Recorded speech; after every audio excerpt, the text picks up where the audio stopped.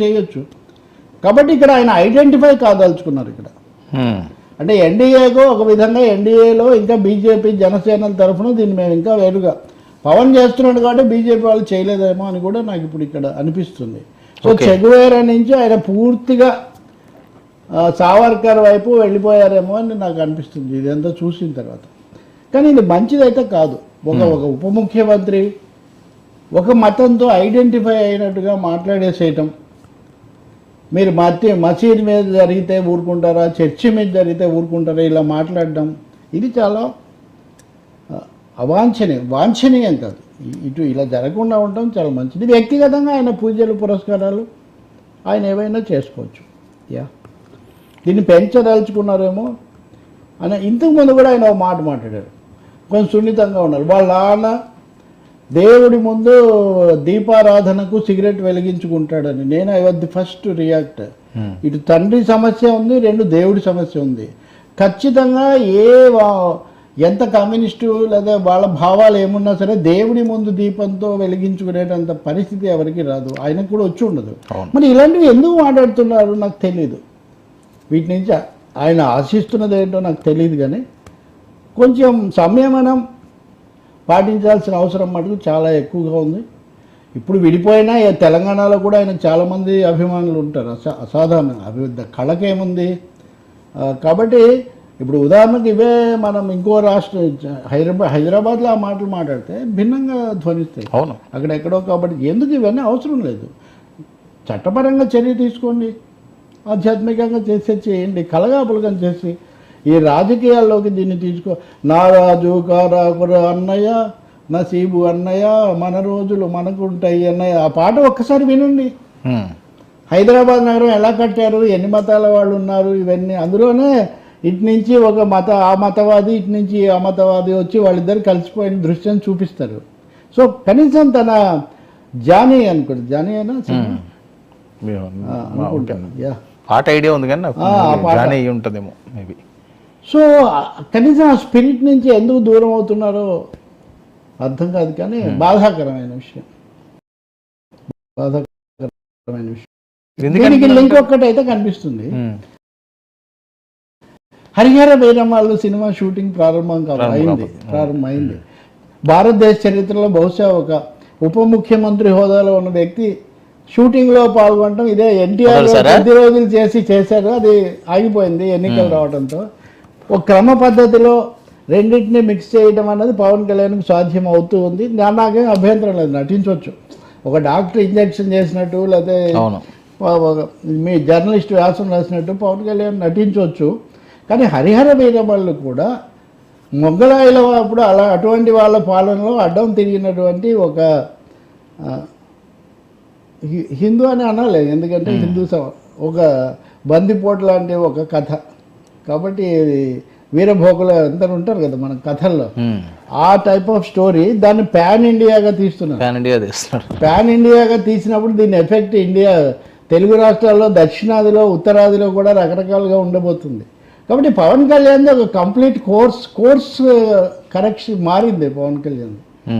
So నిన్న నంబూరు వెంకటేశ్వర ఆలయంలో ఆయన 11 రోజుల ప్రాయశ్చిత్త దీక్ష చేసుకోవటం అన్నది ఆయన పొలిటికల్ కోర్సులో కూడా, రాజకీయ గమనంలో కూడా పెద్ద మార్పును సూచిస్తుంది. ఆ మార్పుకి అది ఒక సంకేతం అని నేను అనుకుంటున్నాను. ఇది పొలిటికల్ సినిమాటిక్ చేంజ్ కూడా.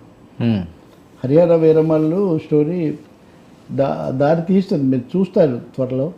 దర్శకుడిని కూడా సార్ మరి ఇలాంటివి అయినప్పుడు ఇది కొద్దిగా కాంట్రవర్సీగా ఉంటుంది. రాజకీయంగా ఉన్నప్పుడు మనం ఇలాగా చేయడం కరెక్ట్ కాదని సూచన అంటే దేశంలో మత రాజకీయాలు పెంచారు కదా. మత కాదు, వీనికి చెప్పే వాళ్ళు ఎవరు లేరంటారా? ఎవరు చెప్పాలి ఇంకా? అదే ఎవరో ఒకటి సూచిస్తారు కదా జనరల్ గా, ఒక ఉప ముఖ్యమంత్రి స్థాయి కదా. ఇప్పుడు మన దగ్గర కుటుంబాల్లో ఏమొస్తుందంటే మతం పరమైన నమ్మకానికి, మత రాజకీయాలకు, హిందూ మతానికి హిందుత్వానికి, హిందూ మతం హిందుత్వం రెండు ఒకటి కాదండి. హిందుత్వం అనేది అంతకుముందు లేదు. ఎక్కడైనా మీరు చూపించండి.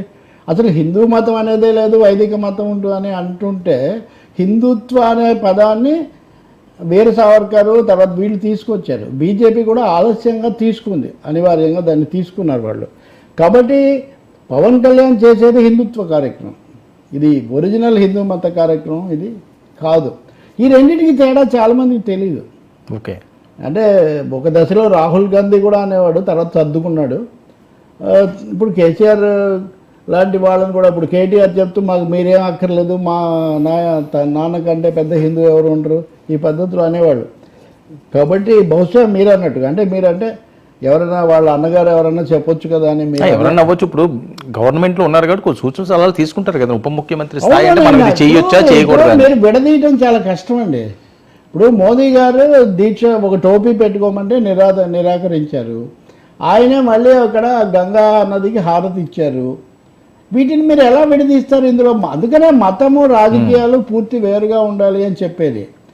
రాజకీయాల్లో అది మరీ ముఖ్యంగా రాజ్యాంగ పదవుల్లో ఉన్న వాళ్ళు మత క్రతువులు ఎక్కువగా చేస్తే నమస్కారం పెట్టుకోవడం వేరు, దాన్ని విడదీయడం ఒక సమస్య అవుతుంది. ఇప్పుడు నేను ఈ మొత్తంలో ఎవరికి వ్యతిరేకంగా ఒక్క మాట కూడా మాట్లాడలేదు. కానీ రేపు మీరు దీని మీద వచ్చే కామెంట్స్ చూడండి. నేనేదో ఒక మతాన్ని వ్యతిరేకించిన పవనే అన్నారు కదా, ఎవరో ఎందుకు హిందువుల మీద జరిగితే మీకు కనబడవు, వేరే వాళ్ళ మీద జరిగితే కనబడతాయి కానీ హిందువుల మీద జరిగితే కనబడవా అని ఉప ముఖ్యమంత్రి వేయాల్సిన ప్రశ్న అండి అది. ఐ థింక్ ఎవరు చెప్పబోయే నేను చెప్తున్నాను, ఆయన విన్నా వినకపోయినా ఒక పౌరుడిగా, ఒక రచయితగా, లేకపోతే ఎంతో కొంత పరిచయం ఉన్న వ్యక్తిగా నేను చెప్తున్నాను. ఇది ఈ పద్ధతి అయితే సవరించుకోవాల్సిన అవసరం ఉంది. మళ్ళీ ఆ జానీ సినిమాలో తన పాటే తనకు గుర్తు చేస్తున్నా. ఓకే, నారాజు కారాకురా అన్నయ్య నసీబు అన్నయ్య. సరే, పంత నానాజీ అది కూడా అంటే బాధాకరం అండి. ఇది ఒక రాజకీయం. ఇప్పుడు పంత నానాజీ ఉదంతం ఒకటి. అక్కడ కాకినాడలో రంగరాయ వైద్య కళాశాల ఎప్పటి నుంచో ఉన్నది. అవును, ఆ డాక్టర్ ఉమామహేశ్వరరావు అని ఆయన sports committee chairman, vice chairman ఏదో ఉన్నారు. ఇది మంచి ప్రభుత్వం అనే కార్యక్రమం పెట్టడానికి అది వెళ్ళారు. ఇది మంచి ప్రభుత్వం అన్న టైటిల్కి ఇది పూర్తిగా రివర్స్లో జరిగింది. అక్కడ ఇది మంచి ప్రభుత్వం అనే కార్యక్రమం జరపాల్సిన సమయంలో ఒక దళిత నేపథ్యం ఉన్న వైద్యుడి మీద ఆయన మీద తిట్టడము, దూషించడము, తర్వాత కొంత దౌర్జన్యం జరిగిందనే వాతావరణం కూడా వచ్చింది. అందరూ కూడా చాలా బాధపడ్డారు. వైద్యుల సంఘం కూడా ఆయన మీద చర్య తీసుకోవాలని కోరింది. ఇవన్నీ వాంఛనీయమైన విషయాలు కదా. పైగా పంత నానాజీ రాజకీయ కుటుంబం నుంచి వచ్చిన వ్యక్తి, ఏ నేపథ్యం లేని వ్యక్తి కూడా కాదు.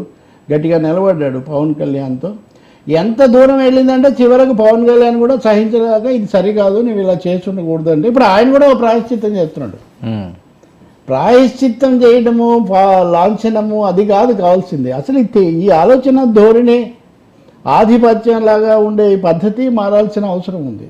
దీని మీద మనం చూస్తే తెలుగుదేశాన్ని బలపరిచే మీడియాలో కొంచెం తీవ్రంగానే ఆయన ప్రాయశ్చిత్తం చేసుకున్నా కూడా వాళ్ళు ఇంకా ఆగ్రహంగానే ఉన్నారు. మళ్ళీ ఇంకో బ్రేకింగ్ మనం చూస్తున్నాం. ఆ టికెట్ల విషయం పైన కూడా దాన్ని బయట పెట్టడం అంటే రోజా గారి టార్గెట్